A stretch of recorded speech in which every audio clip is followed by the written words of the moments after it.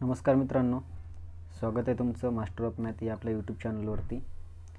आज आपण TET म्हणजे टीचर एलिजिबिलिटी टेस्ट याचा हा तिसरा व्हिडिओ आहे। तर जे काय मागच्या वर्षी किंवा 2-3 वर्ष अगोदर जे काही पेपर झाले त्या पूर्ण पेपरचं विश्लेषण आपण घेत आहोत। तर त्यामध्ये आजचा पहिला प्रश्न आहे,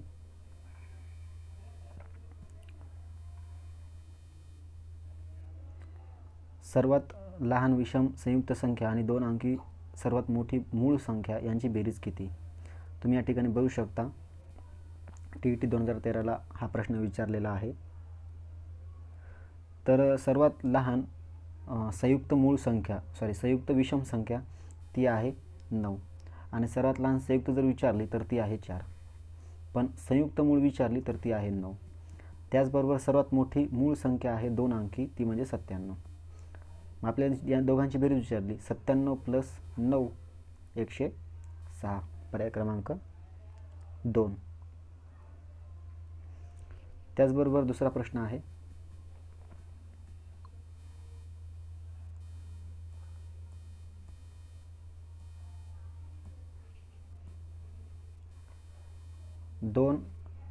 दुसरा प्रश्न आहे 4, 8, 9, 2 यातील प्रत्येक अंक एकदाच वापरून तयार होणाऱ्या 4 अंकी जास्तीत जास्त संख्या किती? किती अंक विचारले? जास्तीत जास्त 4 अंकी। मग असे 4 डॉट काढून घ्यायचे। त्याचबरोबर 4 काढल्याच्या नंतर सर्व अंक 4 आहेत म्हणून ते 4 लिहायचे। त्याच्या अगोदरचा अंक लिहायचा 3, त्याच्या अगोदरचा अंक लिहायचा 2, त्याच्या अगोदरचा अंक लिहायचा 1 आणि सर्वांचा करायचा गुणाकार। तर या सर्वांचा गुणाकार येतो 24, पर्याय क्रमांक 4। त्याचबरोबर पुढचा प्रश्न आहे,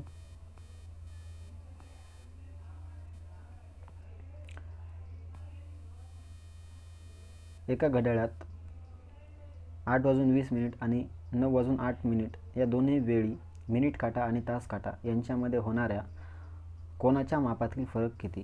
तर मित्रांनो, कोनाच्या मापातील फरक कसा काढणार? 30 गुणिले मिनिट म्हणजे घंटे ती किती? 8 वजा 11/2। हे जर केलं 11/2 गुणिले मिनिट किती आहेत? 20। सेम त्याचबरोबर 30 गुणिले 9 मायनस 11/2 गुणिले 8। या दोघांचं कॅल्क्युलेशन करून घ्यायचं आणि त्यांचा फरक घ्यायचा, तो येतो 4चा। TET 2013ला विचारलेला हा प्रश्न। पुढचा प्रश्न आहे,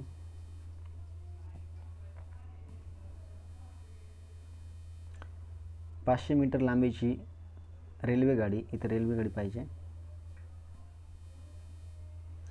"ताशी 60 किमी वेगाने धावते, तर तिला 700 मीटर लांबीचा पूल ओलांडण्यासाठी किती वेळ लागेल?"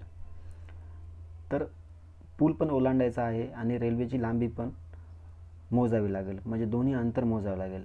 म्हणजे रेल्वेची लांबी आहे 500 आणि पूल आहे तो 700 मीटरचा। मग 700 आणि 500 ते झाले 1200, छेदस्थानी 60 किलोमीटर या ठिकाणी दिलेलं आहे आणि गुणिले करायचं आहे 18/5।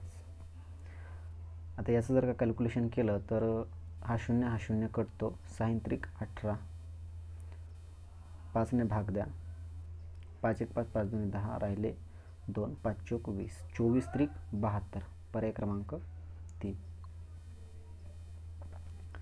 त्याचबरोबर पुढचा प्रश्न आहे,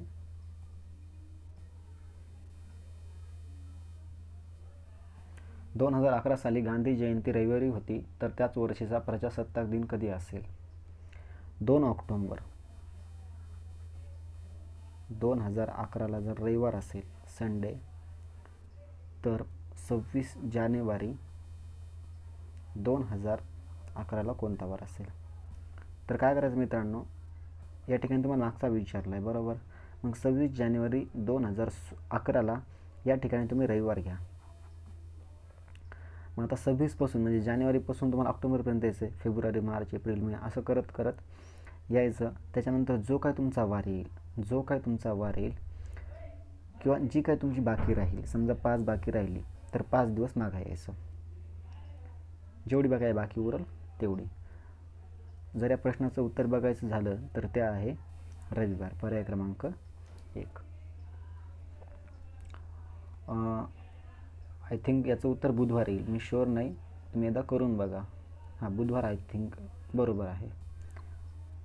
इथे मला लिहिण्याला थोडा प्रॉब्लेम आहे, नाहीतर सॉल्व करून दाखवलं असतं. पुढचा प्रश्न,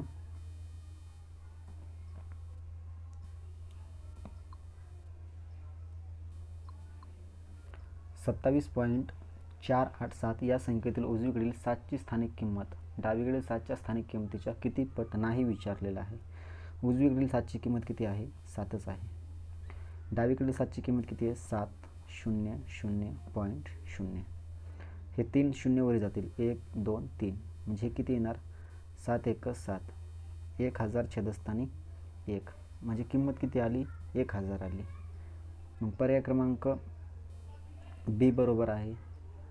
मग याची मांडणी आपण या पद्धतीने सुद्धा करू शकतो, 1 2 3, यालाच आपण असं लिहू शकतो, म्हणजे हे पण बरोबर आहे. त्याचबरोबर 1चा घातांक 1000 हा प्लसमध्ये, जर वरती गेला तर तो मायनसमध्ये जात असतो, याचा अर्थ हे पण बरोबर आहे. पण पर्याय क्रमांक 4 हे रॉंग आहे, म्हणून कोणती पट नाही, आपलं उत्तर असणार आहे पर्याय क्रमांक 4. पुढचा प्रश्न, एकूण रकमेची ए कडे 0.6 आणि बी कडे 2 छेदस्थानी 5 पट रक्कम आहे. बी पेक्षा ए कडे 560 रुपये जास्त आहे, तर ए कडील रक्कम किती? आता बी ची रक्कम आपल्याला या ठिकाणी दिलेली आहे 2 छेदस्थानी 5. मग ए ची किती असणार आहे? 0.6, याचा अर्थ काय? 6 छेदस्थानी 10, म्हणजे 3 छेदस्थानी 5. म्हणजे बी पेक्षा फक्त एला 1 रुपया जास्त आहे. विचारली का नाही एकूण? पहिले आपण एकूण किंमत काढून घेऊयात.